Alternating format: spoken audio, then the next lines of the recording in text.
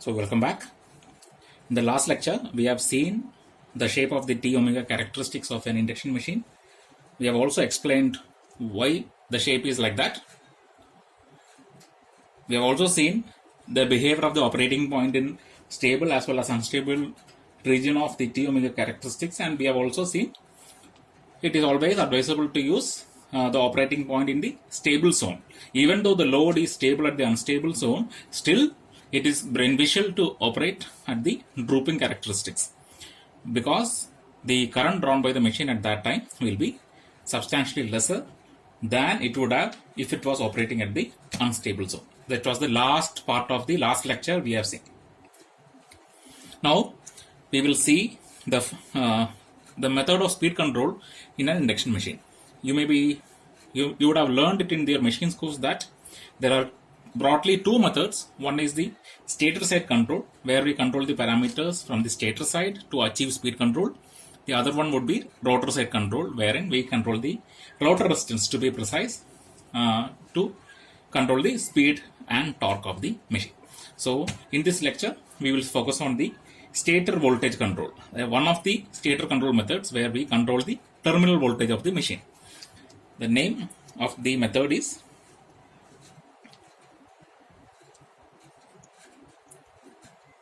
variable terminal voltage control.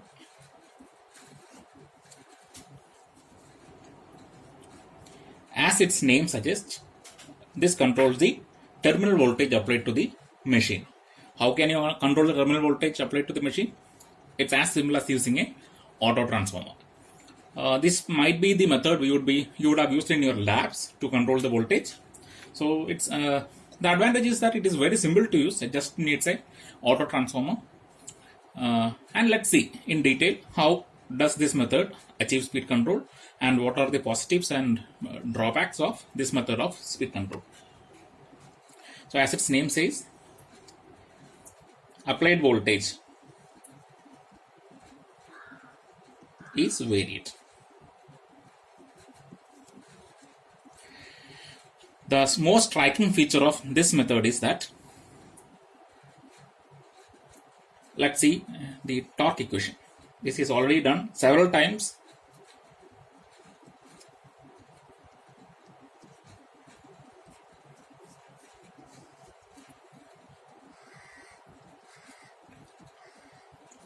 Square plus xt plus x2 dash the whole square. This much into, this is it, which is approximated to be 3 by omega s. The basis of this approximation is that s is usually very small, 3 to 8% maximum, which means r2 dash by s, this term is substantially larger than this one and this one, and hence all these terms are ignored and only this appears in the denominator. So once you solve that, you will get it's approximate. That's why I have used approximately. This is the torque. And what is the current?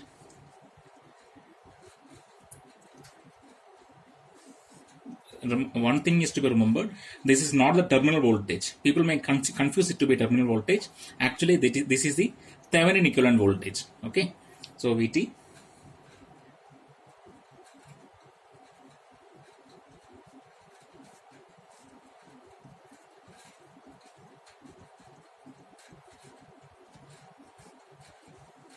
yes, this is the current, which can be approximated. Same logic applies here. All these terms are negligible in compared to this one, and hence this may be ignored. Then you will get it as. Now, what is the torque per ampere? Torque by current. Divide this one by this equation. For an induction motor drive controlled using variable terminal voltage, torque per ampere is given as divide this by this. What will you get?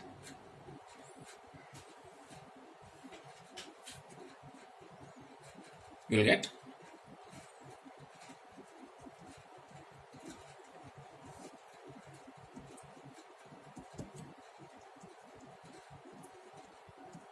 this gets cancelled, S and S gets cancelled, this Vt and this one gets cancelled, or torque by current or torque per ampere is proportional to Vt. Here 3 is a constant, omega is also constant, but Vt is not constant because that is the parameter which we are going to vary in this method of speed control. The torque per ampere of this method of speed control is proportional to Vt. What are the implications of that? We will see in very shortly. Assume that the machine is operating under rated voltage and frequency. Rated voltage and frequency. And it is negotiating a load. What happens if the applied voltage is suddenly reduced? That is, I am operating at steady state. At steady state at a speed omega 1 and T1. Omega 1 and T1 at steady state. I reduce the voltage all of a sudden. That is the basis of this terminal voltage control. I am reducing the terminal voltage. What all things will follow, that we are going to see now. Immediate reaction to voltage reduction would be the reduction in current. Current will fall because the forcing function falls, hence the effect, which is the current, also will fall. Momentarily it will fall. What follows? If the current falls, the motor torque also will fall. What happens if the motor torque falls? The speed will fall because load torque remains constant. It is under equilibrium where Tm is equal to TL. But now Tm has fallen, which means your speed has to fall. So speed has fallen. What happens if the speed falls? Slip rises. What happens if the slip rises? This we have seen in the last lecture. The rate of flux cutting increases. More voltage will be induced in the rotor circuit. More current will flow, which means this results in current rising again, which subsequently results in the motor torque rising again. And once it reaches the load torque, new steady state is attained. Now let's see what all things have happened. It was operating at omega 1 at a torque T1. Okay. Now I have reduced the voltage. With some intention, I have reduced the voltage. All these steps will follow. Now see, current has dropped, but the current has gained back. Motor torque has come down and it has gone up again. Load torque is constant. What is the flip side? What is the price we had to pay for that? The speed has dropped. Okay, which means it settles at a new speed, which is omega 2, and your omega 2 will be less than omega 1. This is similar to your DC machine operation, which means the new steady state is attained at a lower speed. Hope this concept is clear. Same thing happens for a induction machine as well. As you load the machine, or as you're loading the machine is different. Here you are not loading the machine, you are reducing the voltage with the intention of controlling the speed. This is the steps that follow after you reduce the voltage until a new steady state is attained. Whatever goes down rises up again. Only thing is that the speed which falls will not rise up, which means your new steady state speed is at a lower speed than the earlier speed. So as you reduce the voltage, your speed will also be reduced, and that's the basis of this method of speed control. You reduce the voltage, your speed will come down. Now this torque per ampere ratio for this kind of a drive is proportional to the terminal voltage, and we reduce the terminal voltage to control the speed of the machine. What is the significance of this T-by ratio? Remember, T-by ratio is one of the most crucial parameters which decides the performance of any kind of a drive. Okay. Now let's see what happens for this kind of a drive. T by I is proportional to Vt. What does this physically mean? We are reducing Vt to reduce the speed. What does it follow?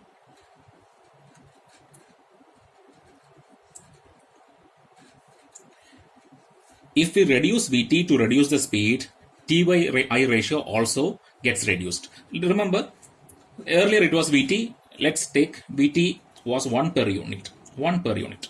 200 or 400 or whatever voltage, it is 1 per unit. Now I reduce it to 0.8 per unit with the intention of reducing the speed.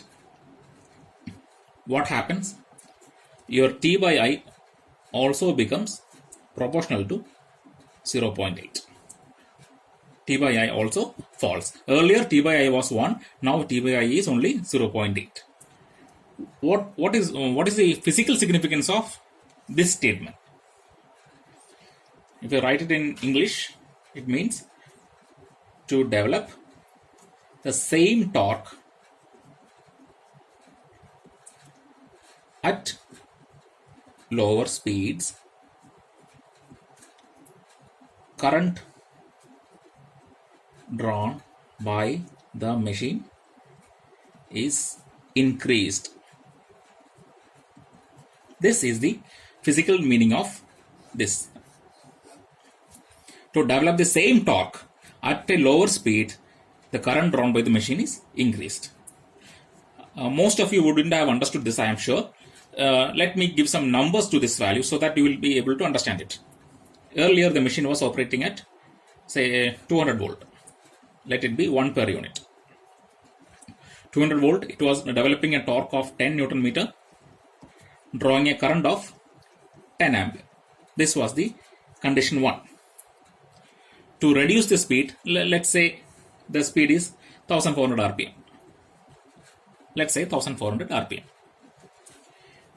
Now, I reduces this one to 160 volt or 0.8 per unit with the intention of reducing the speed to 1100 rpm. If you calculate, you will get it as 1100. So this value is correct. I'm not going into the details of that, but understand I have reduced the voltage to 0.8 per unit and the speed with the intention of reducing the speed from 1400 to 1100 rpm. What happens? Your T by I, earlier it was 1 per unit. Now what will be T by I? It is only 0.8, which means T by I is equal to 0.8. Torque was how much? 10 Newton meter, that is the load torque which remains constant.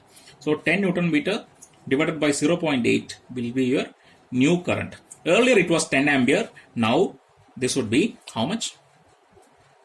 12.5 ampere.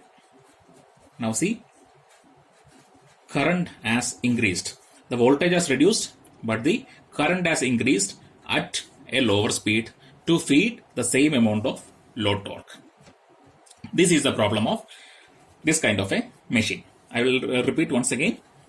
With the intention of reducing the speed, you reduce the voltage of the machine. You reduce the terminal voltage of the machine. If the load torque is constant, to feed the same amount of torque, the machine will now draw a higher amount of current. Earlier it was 10 ampere. Now to feed 10 Newton meter, it will draw 12.5 ampere from 160 volt source. The speed will now fall to 1100 rpm, which means at 1100 rpm, it was drawing 10 ampere to develop 10 Newton meter. At 1100 rpm, which is smaller than this, the same machine will draw 12.5 ampere to feed the same 10 Newton meter of torque. The situation becomes even worse if the T by I becomes 0.5. If T by I becomes 0.5, then the machine will draw 20 amperes to develop the same 10 Newton meter torque. Plot the characteristics and see how does this affect the performance.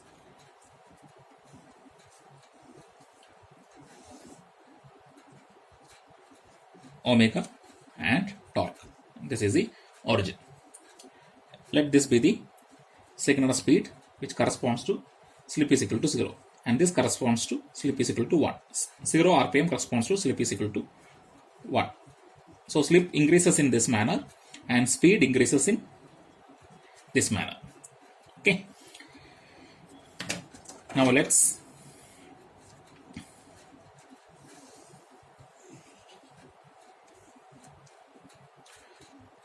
we have seen this Cara in the last lecture. This is the T max.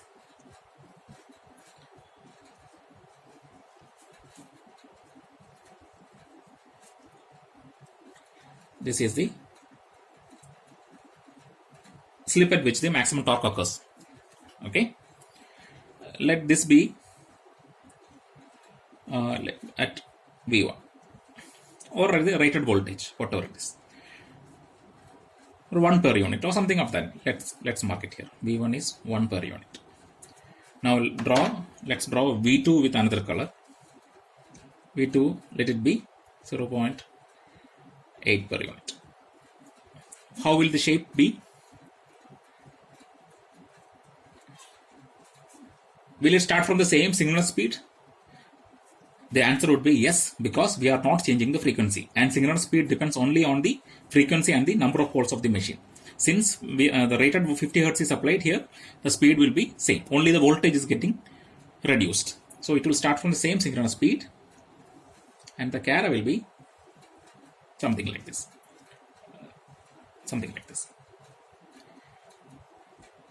This would be Tmax 2, and the earlier one is Tmax 1.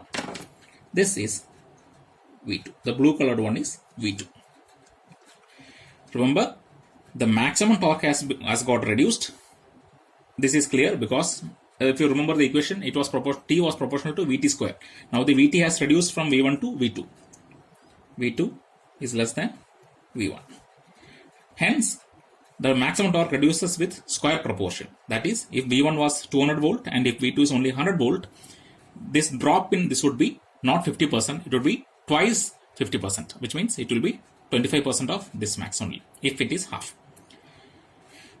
And if you draw another voltage,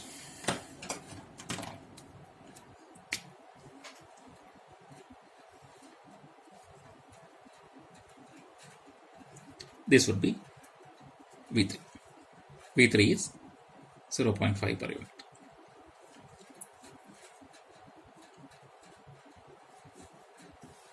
This would be the shape of a stator terminal voltage controlled drive.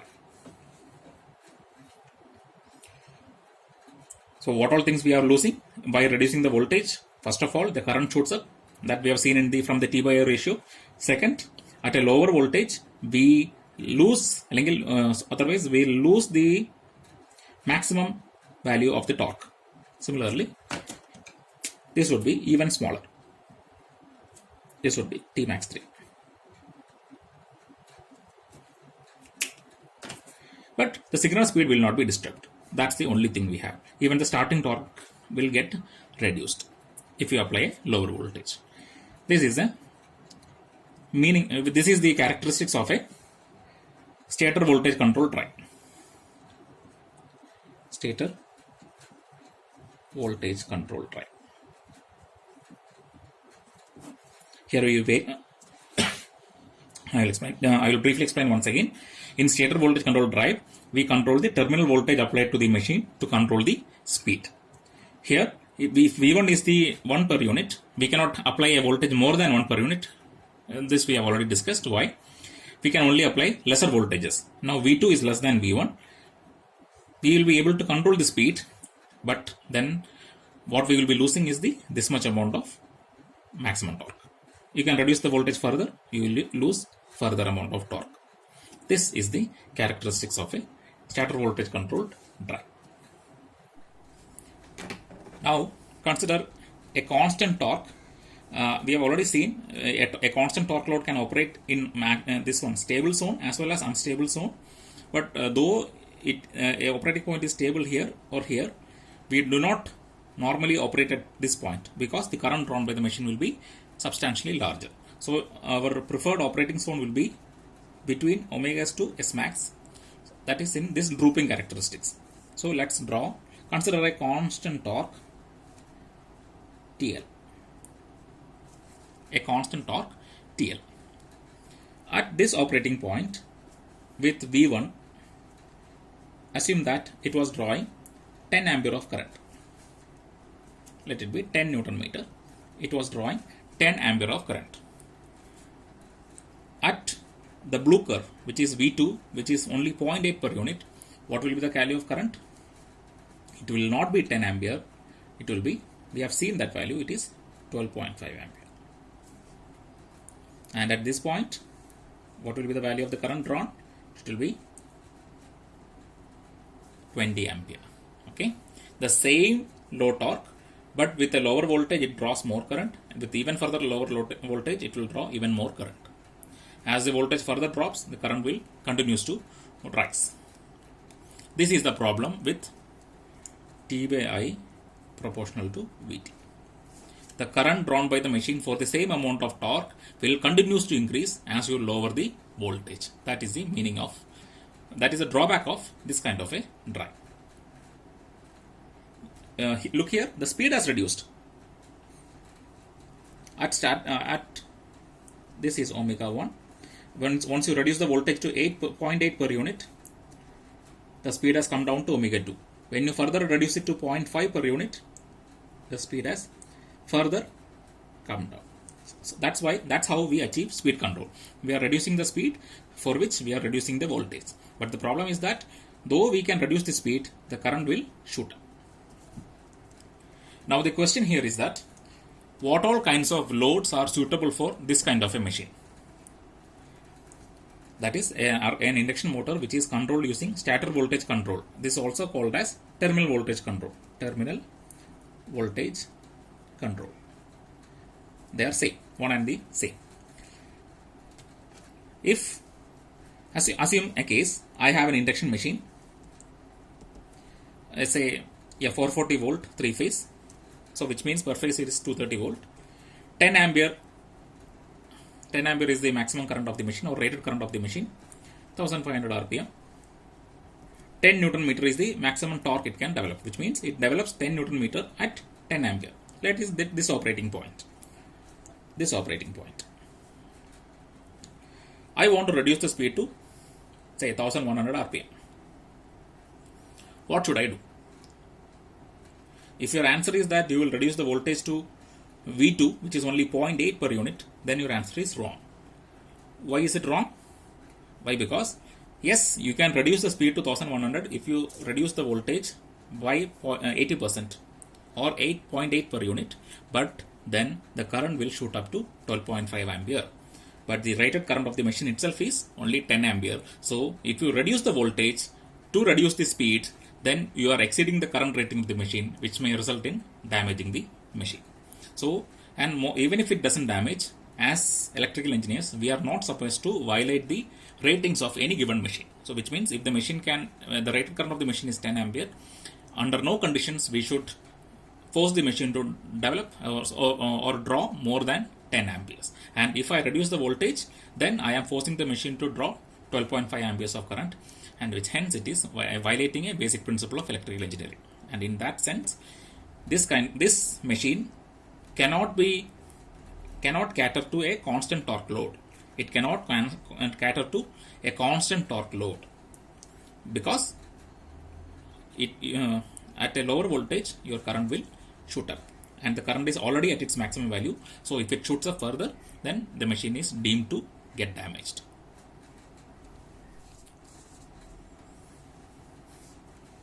Now let's say if a constant torque load is not suitable for this kind of a machine controlled by stator voltage control, then what kind of load is suitable for this kind of a machine?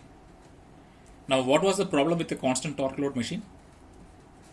Constant torque load at omega 1 TL is the load, at omega 2 TL is the same load, current will shoot up where omega 2 is less than omega 1. What was the reason for this? Though the voltage has reduced, hence the speed has reduced, but to cater the same load torque, the current has to rise. Now consider a load like this. What kind of load is this? It's a fan load where torque is proportional to omega square.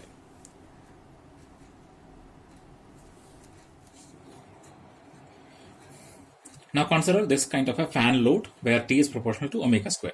Now what happens is that let's mark point 1 and point 2. Okay. Now what is the feature of this kind of a point? Omega 1, omega 2. Speed is omega 1, omega 2. Now the induction motor is connected to a fan load operating at voltage V1, which is 1 per unit. To lower the speed, I am reducing it to 0.8 per unit, where the operating point shifts to 2. Now, due to the nature of this load, omega 2 is less than omega 1. What is more interesting here is T1 and T2. Now see, is T1 and T2 the same, like a constant torque load? They are not, because as the speed falls, the requirement of the load torque also falls. Okay, what was the problem here? The torque remains constant at both the operating points, and hence to cater to such a load, the current used to rise here. Now, in this kind of a load where the torque also falls with the decrease in speed, this induction machine with stator voltage control will be an excellent method to control the speed. You can reduce the voltage here. Since the torque was also reduced from T1 to T2, the current could remain, may or may not, but most probably it will remain within the rated conditions of the rated current of the machine. Then there is no possibility of overloading the machine, and hence a fan type of a load can safely be used with an induction machine controlled by a stator voltage control. That's why in your home, when you use your the ceiling fan, the voltage control used there is this one only, stator voltage control only, because it is suited for fan kind of a load. Not just fan, compressor, blowers, pumps, etc. All the loads which leads with turbulent flow of fluids can be controlled with this kind of a control. So if you are using electronic regulators, then they use a track to control the voltage, the terminal voltage. In your labs, you are using auto transformer to control the voltage, and in all types of homes where you have this electrical regulator, it was rheostat only. When you turn the knob of the old big bulky fan regulators, they were applying various resistance in series with the circuit, thereby dropping some amount of voltage in the resistor, and the balance only will come to the fan. So all these three were examples of terminal voltage control only. So if the fan had a constant torque Cara, then the fan would have been burnt if you are using this kind of a speed control. But since this load has T proportional to omega square, wherein as the speed falls, the torque also falls, this makes an excellent example of load to be catered with an induction machine fed from stator voltage controlled drive. Now let's compare the merits and drawbacks of this stator voltage control. Now before we do that, let's compare it with a DC motor drive. How does it perform? For a DC motor, below base speed, torque per ampere was a constant. Above base speed, which is called field weakening, torque per ampere was falling. Whereas for induction machine, even below base speed, this is falling. Okay, induction motor with stator voltage control.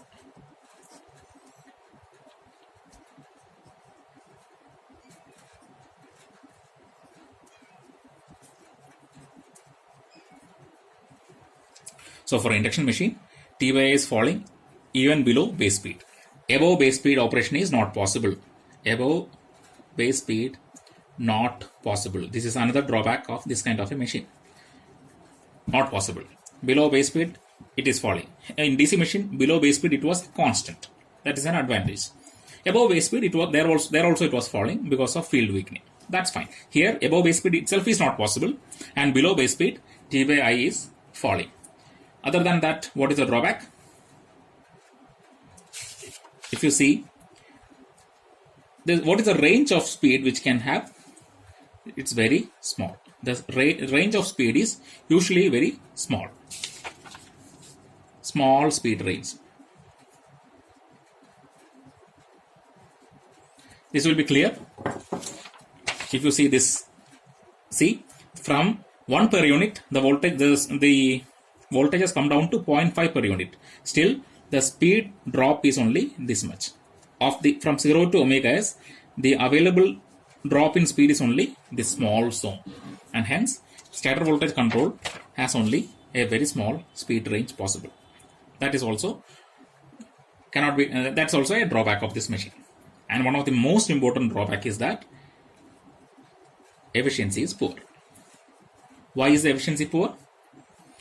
What is the mechanical power developed? Air gap power into 1 minus S. And what is the input power to the rotor? It is the air gap power. What is the efficiency? Pmech by Pg, which is nothing but this divided by this, which is equal to 1 minus S. Now, what is the problem here? As the speed drops, that's what we use this drive for, the slip rises.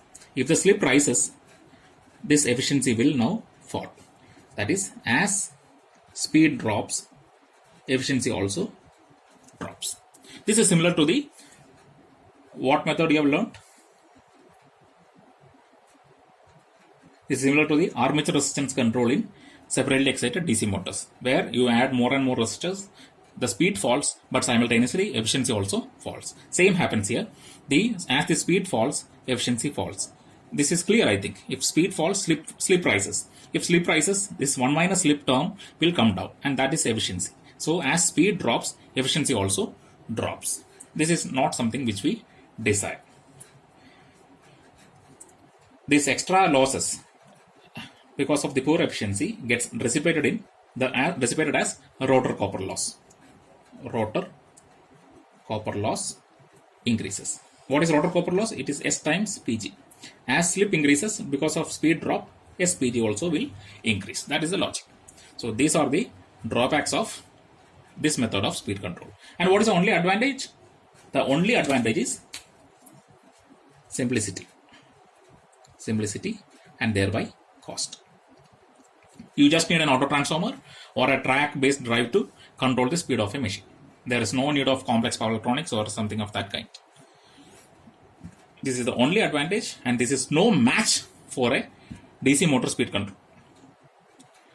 To have a comparable performance between DC motor and the induction machine, this kind of speed control is insufficient. That's why we go for V by F control of an induction machine, which we will see in the next lecture. Thank you.